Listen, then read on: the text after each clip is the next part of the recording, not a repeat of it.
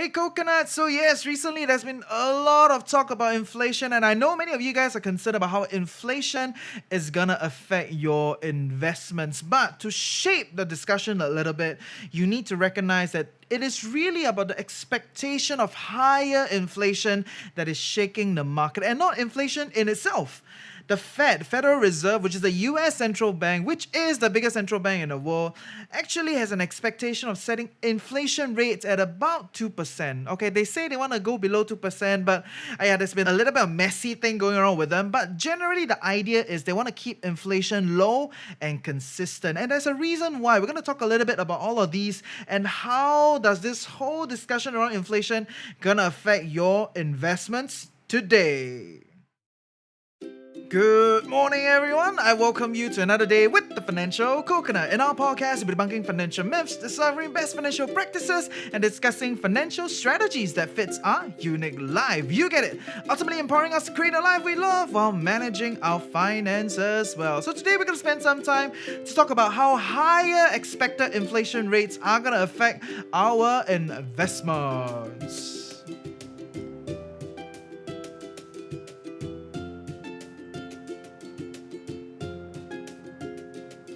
Okay, before I go further, I want to put it out there that today we are not going to talk about what is the causes of inflation, what are the effects of inflation on your life. It's too complicated. There's just too many caveats and things to understand before you can have a very good grasp of what is inflation, how does the economy works. So I'm just going to link you to a video. So check out Dalio's video on how the economy works on YouTube. Just go and search Ray Dalio, how the economy works. Right? I think he has a pretty good video over there to share with you a certain way to look at the economy as to how money is being created, how the money moves around the economy, and how does that then form the whole economy in itself, right? So of course, when there's too much money chasing after too little goods, inflation happens, and that is what a lot of people will tell you out there. Essentially means if there are only 10 apples, it used to be $10 moving around in the market. Every apple will be maybe, let's say, $1. Okay, assuming everybody is a rational thinker in economics. Everything assume rational thinker, but it's not the reality. Okay, people are not fully rational.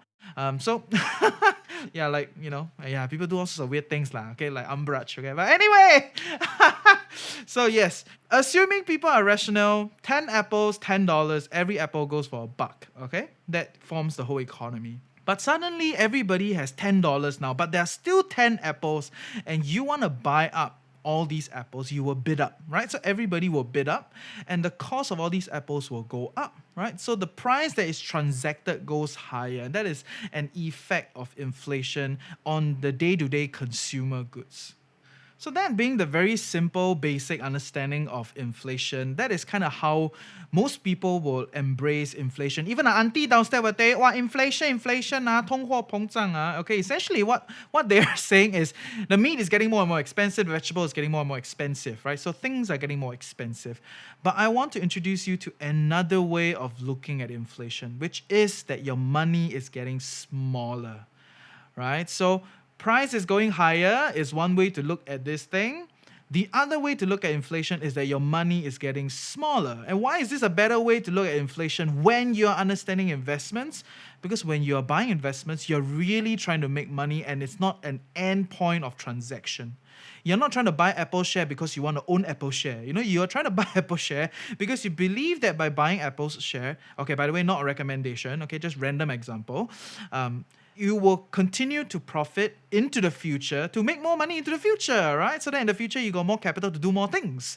So a better way to look at inflation when it comes to investing is really your money getting smaller over time. So based on this idea of your money getting smaller over time, what does it tell you? It tells you that money today is worth more than money into the future. Which is why when people talk about investing, people always talk about beating inflation. If inflation rate is at 2 to 3%, which is not always the reality, it is just something that we're so used to and comfortable with to take it as an assumption. But I'm going to take it as an assumption. So 2 to 3% year-on-year inflation rate, people always talk about beating inflation. So if you can make 5% year-on-year, 6% year-on-year, you are making actually net, okay, including inflation, your portfolio is really growing at only about 4% real value. What does real value means? A lot of terms, right? Real value really means that when you take this money, okay, to go and spend in the market, what can you buy?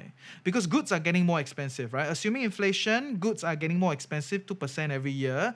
Your investments make 6%, but the goods out there in the market in a year's time is 2% higher.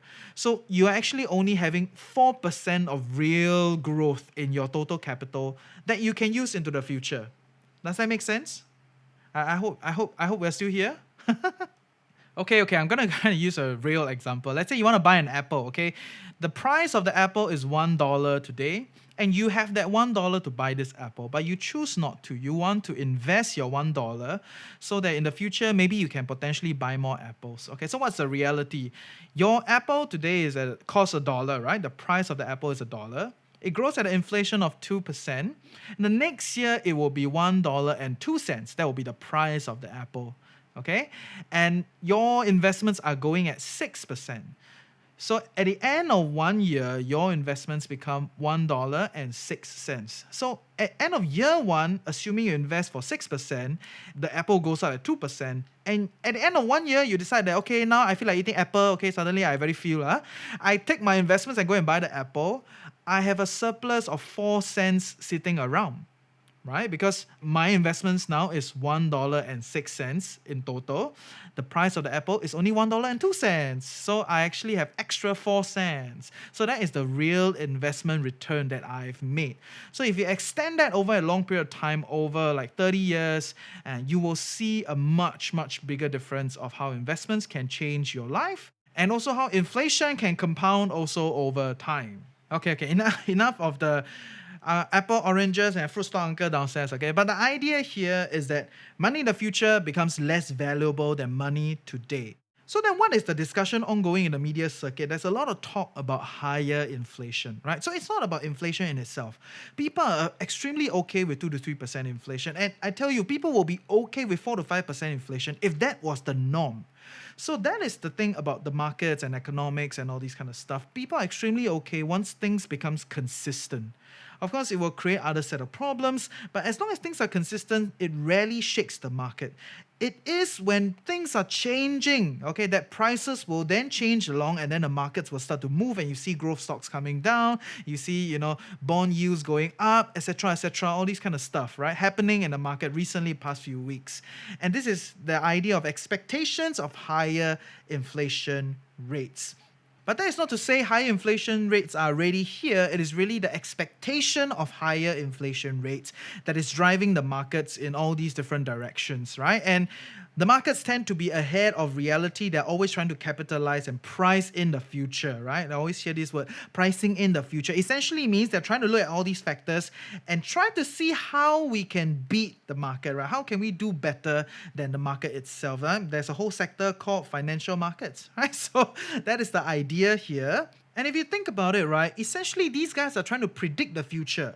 And if you believe that their prediction is wrong, that means you believe that inflation rate is going to stay about the same, or it may even come down, you can take opposite directions from them and maybe you will profit even more than these guys because they're already pricing it into the markets. Okay, this is a discussion for a whole other day, but think about it, right? Everybody is just trying to bet into the future, okay? It is an expectation. Inflation rate have not happened, or at least higher inflation rates have not happened, to be exact. But based on the expectation of higher inflation rates, or if let's say inflation rates really go up, how is it going to affect your investments? Number one is growth stocks will be discounted much, much higher. Okay, what does this mean? Because growth stocks are all your Lemonade lah, your Square lah, your all these companies that Katie Wood is buying, right? Essentially, they are all not profiting as much, right? They're not generating cash. They are reinvesting their cash into their business and they're trying to grow, right? So they're doing all these growth strategy, spending a lot of money and burning a lot of cash. They are not generating cash for you or for the business itself because every single dollar goes back into investing. Some of them are running negative earnings, okay? So what are they trying to do? This is a new way of running business, which is to grow market share Once they have a bigger market share, then they can do all the interesting things to make money from you. It's kind of like how Facebook did it, right? In the past, everything is free. Till today, it's free, but because they've grown so big, they managed to monetize our existence on their platform in all these different ways of advertisements and business processes at the back and all these different things, right? And if you want to learn a little bit more about Facebook, you should sign up for our members backend. Okay, we had a good discussion about Facebook. Yes, not so shameless plug. I mean, it's our show, right? No need paise, okay? But the reality is, okay, back to the discussion. The reality is, because all these growth companies are growing 5 years, 10 years into the future, they're not really making money in the next 5 years, 7 years, 10 years, depending on which stage of growth they are at. So by the time they start making money, that money is going to be much less valuable than it is today. Okay, so to give you some context, right, assuming in 10 years' time, these growth companies start making money. Okay, not everybody take 10 years, but let's say, okay, we assume these growth companies take 10 years to make their money, okay, to make their first dollar. The dollar today and the dollar in the future is different, right? Like we have established, money into the future becomes less valuable than money today. Okay, that is how I see inflation. That is the concept we're going to base on. So what is the money going to be like in the future relative to the money today? So if inflation is at 2% year on year for 10 years, the first dollar that they're going to make in 10 years' time is actually only worth 82 cents in today's value. That means the $1 that they're going to make for you in 10 years' time, right? If you look at it today, it's only worth 80 cents. It can only buy 80 cents worth of things, or 82 cents to be exact. Okay, so that's 2% inflation. But if it's 5% inflation year on year, because that's what analysts are concerned, right? They're concerned about higher inflation rate. So let's say inflation rate is going to be at 5%. We just assume. We don't know yet. Assume it's at 5% for the next 10 years. What's going to happen is that the dollar that these growth companies are going to make for you in 10 years' time on a 5% discount year on year because inflation, it's going to be worth 60 cents today. It's very, very drastically different. Okay? So when you look at it, this is why growth stocks are being sold down. Because a lot of them are not making money yet. You buy them on a promise that they will make money into the future because they're building this amazing platform. They're going to change the way business works and they're going to start making a lot of money for you into the future. But if inflation rate goes higher, the money in the future is much, much lower. And because of compounding, this thing is an exponential thing also, right? So it is not a linear thing, right? It's not like minus 2 cents, minus 3 cents. No. Compound, multiplier, so 5% is going to compound by the time it's the 10th year. So the money not as valuable. That's why growth stocks are being sold down, right? And that's the idea behind it. But of course, yes, the economy does not work in a vacuum. Businesses do not work in a vacuum. Markets do not work in a vacuum. It is not a single factor thing. It can be because, the economy is opening up, the real economy is opening up, people are going out to spend, so maybe, tech companies will not be able to grapple as much of the market, whatever, all those things, they do add up. But based on the recent discussion about a fear of higher inflation, if that is really the case, why prices are being sold down, this is the reason why. Because the dollar in the future is worth lesser. And growth stocks are not going to be making money until 5, 6, 10 years later. Right? So higher inflation rate is going to be a much, much higher discount on the dollar that they're going to make. But this is the interesting part.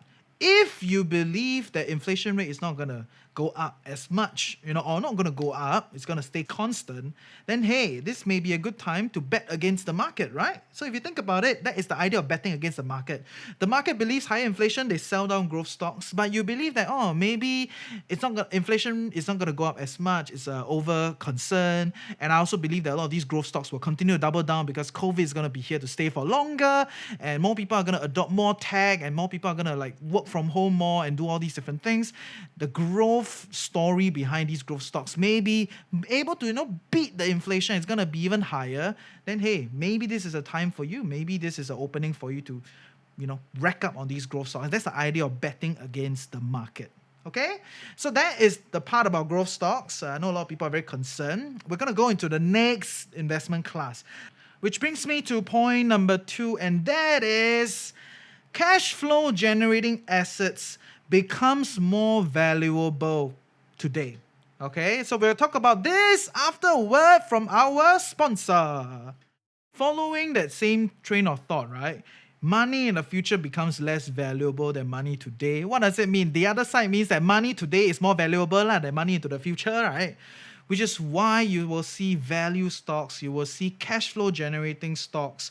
I try not to use the word value too much, because yeah, there's a little bit of assumption behind value stocks. Okay, but we just use cash flow generating stocks, okay?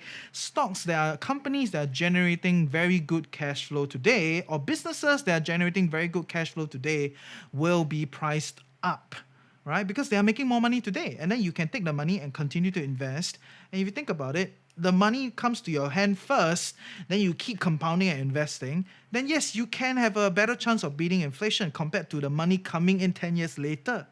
Which is why, despite the whole discussion about higher inflation rate, a lot of these big companies that are generating cash flow, like Apple, Amazon, Facebook, Disney, a lot of these companies, they're huge, right? Even Sheng Siong here, Sheng Siong just went up 15% because everybody go buy toilet paper, okay? But anyway, a lot of companies that are, cash flow generating and they make a lot of money, now, not into the future, they will get priced up. Because every dollar that they make today is gonna be more valuable, right? And it's the case for REITs, it's the case for dividend play, it's the case for all these different companies. As long as they're making money, or even if you buy a tuition center downstairs, okay, that's an investment, right? So that's a business. If the tuition center is already making money, every dollar that it makes today is going to give you an advantage to go into the future, because the dollar in the future is going to be less worthy. So you may see a higher value being priced into a lot of these cash flow generating businesses, and they may be bidded up, right? So I'm not sure exactly how is that going to play out, but yeah, you will see if inflation rate goes up, or if inflation rate expectation continues to go up, then a lot of these cash flow generating assets will get bidded up because they become more valuable relative to these other companies. But bear in mind, okay, market is not an individual factor kind of thing. There are many factors in this. So don't go and randomly buy some like big names because you think like, oh yeah, big name are doing very well. Right? So you realize a lot of big names are not doing that well. They're not really making money, right? So it's not about value, it's not about big names, it's about whether or not these companies are generating cash. So if they are generating a lot of cash, then there is a premium attached to them, given an expectation of higher inflation or given an environment of higher inflation in the future. Which brings me to point number 3, and that is debt instruments that are already issued becomes less valuable. Okay, caveat, important, is that already issued. If you think about it, if we go into the future in an environment where inflation rates are much higher, that means inflation today is 2 to 3%, but if inflation is 5 to 6%, why would I want to lend you money at 2 to 3%? I will definitely want to lend you money much higher. But then you ask me, hey, but now inflation rate is 2 to 3%, but interest rates are at 1% or 1 to 2%. Why? This one is a whole big story another day, but generally the idea is because the central banks and the broader financial markets are trying to stimulate lending, right? They're trying to stimulate the economy, so they set interest rates very low so people will lend and then divert this money into the real economy and keep it growing, right? So if you want to understand this a bit better, definitely go and watch the Dalio video on how economy works, okay? But the basic idea is that if inflation rate goes up, I will want to lend you at a much higher rate. And there was a time when endowment plans were paying 10, 12% year on year. Why? Because inflation rates were very high at that point in time. So it makes no sense for me to lend you money much lower. But like I said, debt-based instruments are very complicated and they have their whole discussion on themselves. So we're not going to talk about future debt instruments that will come up, but we're going to talk about debt instruments that are already out there, already issued. Why do they become less valuable? Same idea, because money into the future becomes less valuable, and a debt-based instrument is exactly that thing where I lend you money and then you pay me in the future. And assuming that inflation rates are going to go up, which means money in the future is getting smaller than what it is today, then the instrument, which is the debt or the bonds, it's going to be less valuable. Right? It's not as value already because by the time you pay me back, the money becomes lesser. You get the idea? Which is why you hear this discussion about bond yields rising. Yes, I know, the bond market have their own lingo. Coupon la, yield la, maturity la, all those kind of stuff, okay? And if you need a better idea, check out the Chills with TFC episode with Chin Ting that we did. And I'm going to get her on again to talk a little bit more, comment about this situation, okay? But I'm going to attempt today to try to explain to you how this works, okay? So, assuming I'm an institution and I have $100,000, I want to lend to the government, okay? And the government is giving me a bond coupon of 2% year on year, okay? So which means that once I lend the government this 100,000, every year they will give me 2% interest on this bond, and then at the end they will pay me back the capital, okay? Some arrangements may be different, but this is the general idea. So after 10 years of 2%, 2%, 2%, the total value of this bond will be worth 121,000, from my 100,000 to 121,000 in 10 years. This is the upside, the max cap top, okay, if I hold from the start to the end, okay? But what happens in the bond market is, after the person buys, the primary dealer, okay, the first person that buys these bonds, they then take the bond and package it and sell in the secondary market, or they sell in the secondary market directly. So what happens is, the obligation from the bond issuer, which in this case is the government, they don't care about what happens in the secondary bond market. They will only give 2% to whoever that still holds the bond. And that's it. That's all they care for them. So we put them aside. Now we look at the secondary bond market.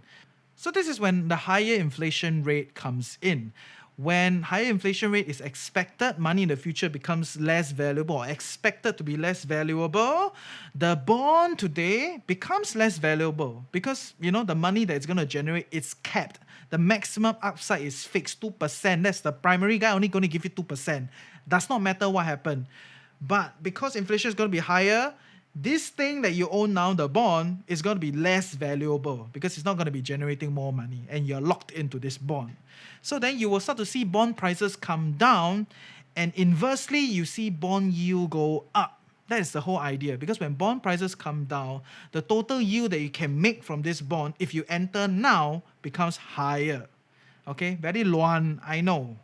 And I will not attempt to try to explain everything in a lot of detail, but I think the Khan Academy on YouTube has a very good video about bond yields. So go and check them out, the whole idea of bond yields. They'll give you a better idea. Okay, it's got drawing, got everything. It's much more facilitated.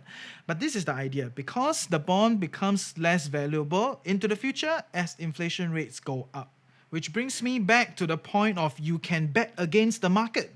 So if you believe the inflation rate is not going to be higher, you can buy bonds and you may be able to make very good percentage, 5, 6, 7, 10%, just because you decide to bet against the market, right? You believe the inflation rate is not going to be higher, all right? So, wow, welcome to the world of investments. It gets very exciting, okay? But this are some of these general ideas as to how expecting higher inflation rates is going to affect your investments, all centered on one idea that money into the future becomes less valuable than it is today. So I'm going to sum up today's episode. I hope you're still here with me following through. Number one is growth stocks are going to be discounted because the dollar they're going to make in the future is going to be much less valuable in an environment of higher inflation rate. So you see all these discount factors coming in, right? And you see growth stocks coming down. Number two is cash flow generating assets today are going to be becoming more valuable because every dollar that you make today becomes more valuable. You can invest that dollar and then you can potentially beat inflation rate because every dollar is coming in now. Number three is debt instruments that are already issued becomes less valuable. Okay, but like I said, you can always bet against the market and you may be right? So investing is a world of wonders and rainbows and all these interesting things. There's endless discussion. So I hope you learned something useful today. See ya!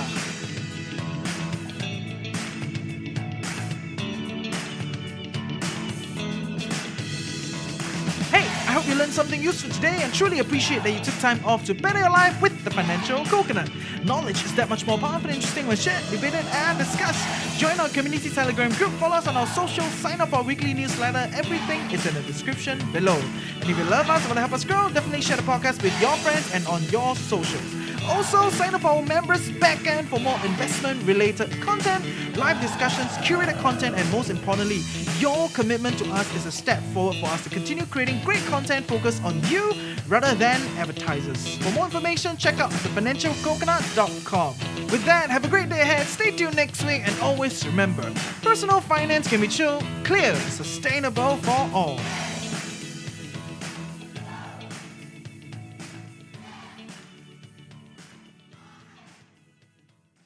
Whew, that was a long one, yes. Like I said, I did my best to try to give you my thoughts about the potential inflation, how is it going to affect your investments, and it's all lead back to one idea, right? And I'm not going to repeat again. I know I keep saying the same thing, but yes, take this idea and look at all the investment tools, and you will be able to get a much clearer idea as to what is going on. Okay, and also I want to really take this time to shout out for our members backend. You will keep hearing ads about members backend going forward, but yes, at this moment in time, we are trying to make this a sustainable venture so that we can continue to build great content for you.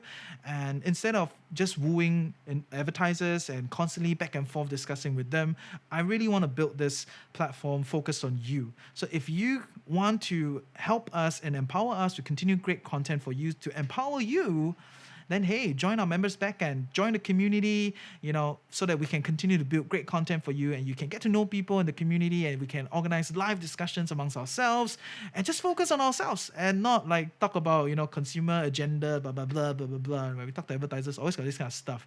Okay, not all advertisers are bad, but they always have their own goals. And sometimes it's just very tiring to try to talk to them about understanding where we come from, blah, blah, blah. But that being said, so far, our advertisers are very, very nice with us and they're very cool. Of course, they're not cool, they will not use us. Okay? But the idea is support the back end, support us, and yay, what are you waiting for? Later this week, I'm going to be spending time with Max Keeling from Provident. And by the way, Provident has been great, okay? Very liberal with us. They let us say what we want to say, everything. So that's cool stuff to them. Shout out to Provident. So yeah, later this week, I'm going to be spend time with Max Keeling, which is the head of Expat Advisory at Provident. He's the only one, so he's quite funny. But yes, we're going to talk about the power of early retirement, or mini retirement to be exact, right? So he believes that you will go through a lot of career changes, and I also believe that you will go through a lot of career changes. This is the new normal, right? 10 years will be a new career cycle, or 15 years, or maybe even shorter, will be a new career cycle. And in that sense, people will go through multiple retirements, right? So if you go to multiple retirements, hey, why not make use of it, right? So how can we live our lives better as we go through this multiple retirements, and what is the benefit of mini retirements? All right, so that's what we're going to cover later this week. Next week, I'm going to be talking a little bit about investing in yourself. I actually am very against this idea of investing with yourself. So next week will be quite a fun episode. We can talk about this mindset of investing in self. I have a lot to say about it. You are not an investment, okay? Just to make my stance clear, you should love yourself for what you are, right? Don't keep thinking of yourself as a productivity machine that you got to invest and keep producing more, okay? But okay, that's it for today. Next week, we're going to spend time to talk about why I don't believe you should invest in yourself, okay? Meanwhile, take care, stay healthy, and see you for our lives.